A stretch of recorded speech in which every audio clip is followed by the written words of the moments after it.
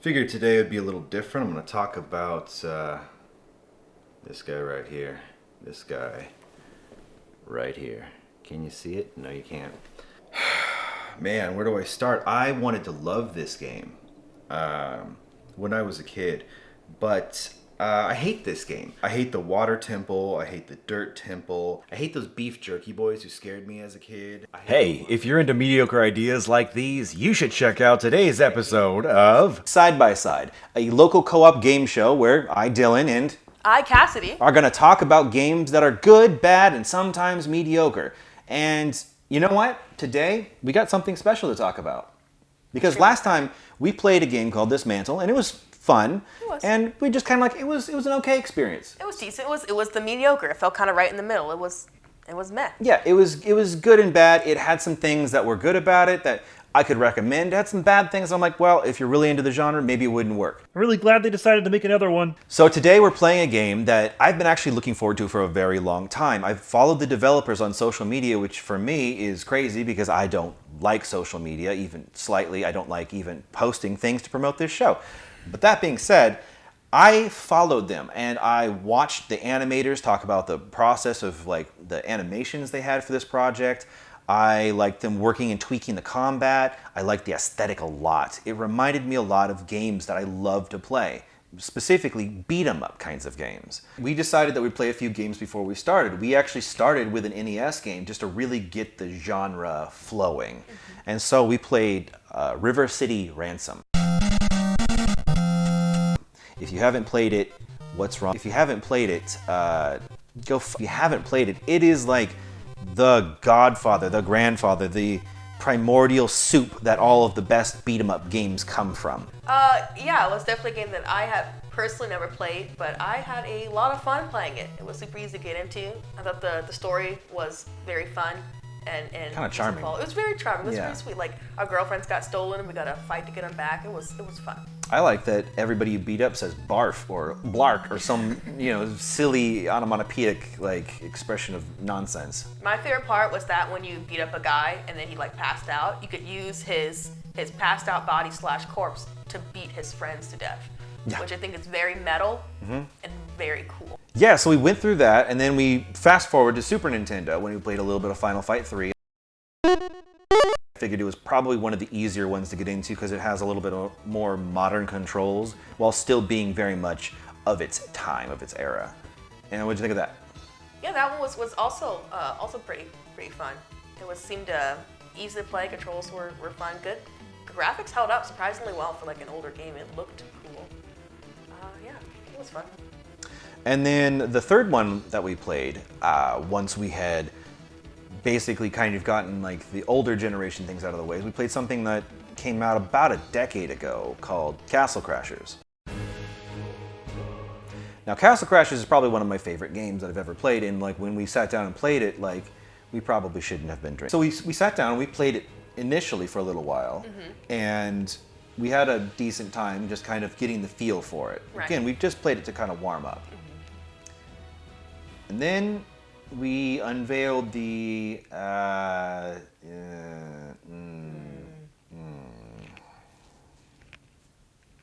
this game. Today we're playing a game called PawPawPaw. It's an indie title. It was created by Indonesian developers, a team of 3, I believe, and it feels very indie. And the thing is, I saw it and I was like, I love indie games. I'm about it. I'm about that business. And then we started playing. And what did you think? Starting the game, I sort of expected a different level of gameplay just based off the cover art. Like the cover art, the characters look very detailed and lifelike and like real animals. And then you start the game and they're very much sort of clip art, sort of flash art sort of style. Yeah, very mechanical. Very moving. mechanical. It's very stiff. Very stiff. Very minimalistic, which was different. It felt like the game was almost lagging a bit in real time with the way that you were running. Well, if you look at the background is clearly made by a different artist than the foreground artist. Yeah. Like whoever engineered the movement system, and I could probably believe might be the same person who did the combat system, might be the same person who had to do marketing. Like there's a lot of things, there's clearly a lot of hats that had to be worn in this situation. But that being said, when you started playing it, did you enjoy what you were playing? Did you like it? When I first started playing the game, I originally really enjoyed the aesthetics of it. It seemed cute and fun at first, but the further I got into it, the more I realized how stiff the movements were and the actions. The walking animations. Right. Yeah. It all felt just very odd and stiff and.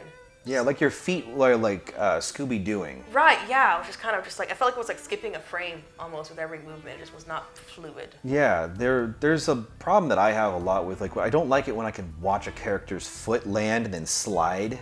Yeah. And you're not actually moving. Like, it feels very Hanna-Barbera or, you know, just cheap. There's a point that I got to where I was like, I kind of want to just turn the music off all the way instead of actually, like, playing the game. But we didn't do that. We gave it a fair shot. We mopped the floor for a while, and you were like, "Hey, let's collect as many trees as you can, so you can get the currency, which is the wheat. wheat. Wheat." And so you're like, "Yeah, go cut down all the trees because there's food in the trees that gives you wheat that you need to do upgrades and stuff." Right. And then we got fucked up. Yeah. We got it real fucked up. Hardcore. What beat the shit out of us again?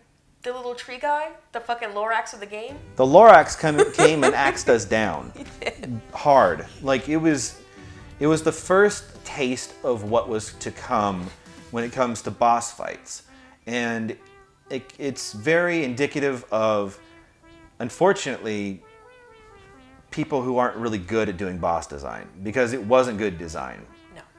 No. I think we should talk about something a little out of left field before we talk about boss design here.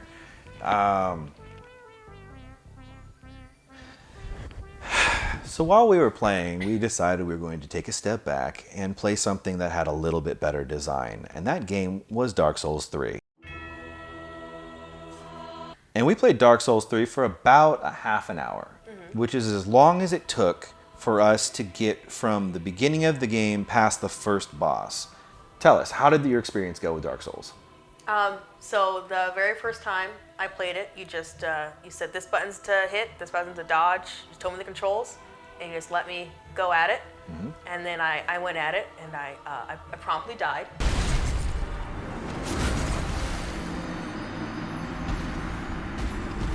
And then you're like, all right, I'm gonna teach you some rules so that you don't die as fast next time. And what you say? You said like always target. Let's see, always lock on. Always lock on. Yeah. Always lock on. Mm-hmm. Hit the R3 stick. Use your dodges. Watch your stamina bar. Stamina bar is important. Always keep an eye on that. What is it? Don't get greedy with your hits. Don't get greedy. You know, like take your one or two, then get out of the way because they will recover faster than you think. Mm-hmm. Let's see. Watch your opponent. They telegraph their moves, so keep an eye on that, and that's when you know how to time your rolls. And I think the most important rule that you told me. The most important one is to always show your enemies disrespect. Now, that being said, this experience is a challenge. It's not supposed to be easy, and you don't always play this game and get to have someone sit down with you and help you figure out the ins and outs of it. But I was pretty impressed that after you died really a handful of times, faster than I think I ever did when I first played it, you beat him. She beat the first boss. I did. And I think one of the last runs, I'm going to show you a little bit of it right here. You weren't afraid of disrespecting the boss too. I got in there. Like, yeah. I did not let him push me around. I was like, fuck you and everything you stand for. Dark Souls 3 should be a Game Developer 101 course. Telegraphed attacks, tight hitbox detection, and smooth responsive controls. And that, my friends, is why every developer should spend some time and learn how to get good. That being said, consistently throughout this game, every boss fight was stupid. Yeah. Every boss fight was stupid. None of them were good. No, and I'm really sitting here thinking about all the bosses we fought, trying to think of any good examples, but there was a point where we got to fight a baby. he was cool. His character design was cool. The character design was great. Not a good boss fight, but No. I wasn't offended because the art design was so good. But we died almost a dozen times on the train when there was a massive spike in difficulty, and you started having to fight this fight where I started to realize bosses will just knock you out real fast. No telegraphed attacks. They'll be mid-stun, and then they just out of nowhere, they floor you. Yeah. Unfortunately, that's a consistent problem in this entire game, is that we keep running into just major flaws of basic combat design. And largely, the game's playable. Like, it's not an unplayable game, but there were fights that we would have, really one of the last fights in the game. Oh my gosh. How many times did we deal with that? You didn't even see how many times I dealt with it. I can't even count how many times. I was like getting like legitimately frustrated, like angry towards the end of that level. Like I wasn't even having fun anymore. I was just straight up not having a good time.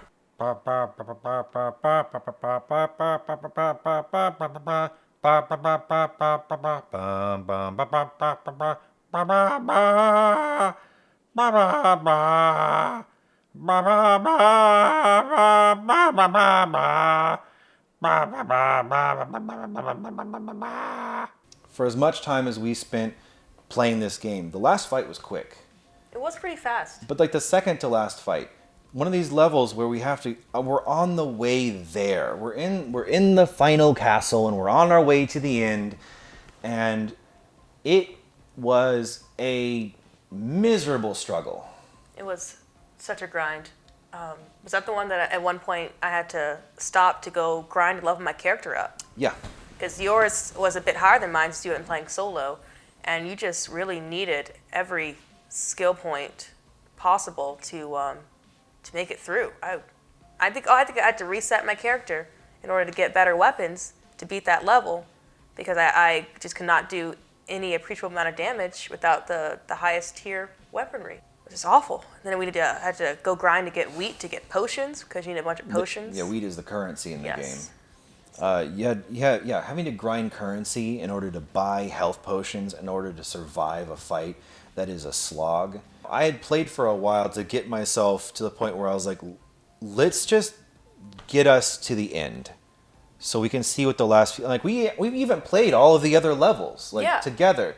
But I played by myself enough to get myself to the point where I said, I'm going to get good. And I got good. And even if my character wasn't higher level or had all of that, like I just learned to play better. And when I got to the last few levels, like we would just burn through health items. Yeah. Because the enemies hit so hard, and they would just cheap shot you and they would juggle you. And we're about to have a montage of how many times I got juggled.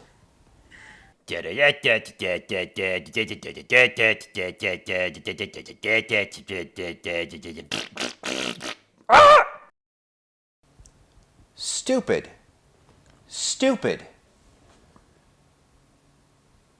There's a reason. The thing is, I've developed some games. You know what I learned? It's really easy to beat the player. Mm-hmm. It's hard to let the player have a fighting chance.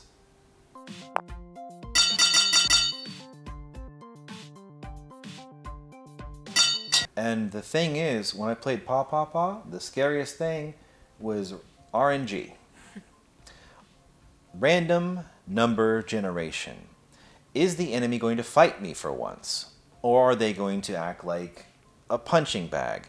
Are they going to cheap shot me? Is the game going to crash again? Oh, that time I died, and then my body was like floating in the air, so you couldn't res me. Yeah, it's silly. Like these are all right. These are just bugs. Like this happens in games. Bugs happen. It sucks, but it happens. Now, the things that are harder to dismiss are just core mechanical problems that I think we just continue to hammer on. And let's be honest, I don't want to drag these people. No, they put a lot of time and effort and love into the game. Yeah. Overall, I certainly like the game a lot more than Dylan did, but I'm pretty easy to please when it comes to gaming. If it's overall enjoyable, I'll give it a thumbs up. This one had a lot of heart moments, but I don't think it was total trash. I mean, can I just... I'm sorry to be so negative, but I don't think this game is trash. It's just not there yet. It needs more time in the oven. The controls need to be cleaned up. The AI needs to be better. Your animations that your enemies are throwing at you need to telegraph longer. You need to see what's coming so you can react to it before it happens. I have been insta-killed, and I have been tossed around the level and ragdolled. Every time I get hit, I'm like, I'm going to get knocked down, and then I'm going to be stunned. I'm going to have to stand and wait, and I'm going to watch the enemies walk up to me and do this. Bop! And I was like, what the fuck? And it's not enough time for you to put your guard up. It's not enough time to roll away. It's not enough time to jump. You can't jump out of danger. You're going to die. This game was shit, and it made me feel like shit. And I never wanted to rage quit a game so much in my life. I'm glad that we're finally done. Fuck this game for making her feel like that. I got good. I beat it. Good. I don't want to play it again. I don't even talk about this anymore. I don't recommend it. I think if you play this game and you like it, congratulations. I'm very happy for you. I didn't. I don't want to play it again. So I don't know what I'm going to say about this. I don't want to talk about this anymore. I'm done. Yeah, I'm done too. Yeah.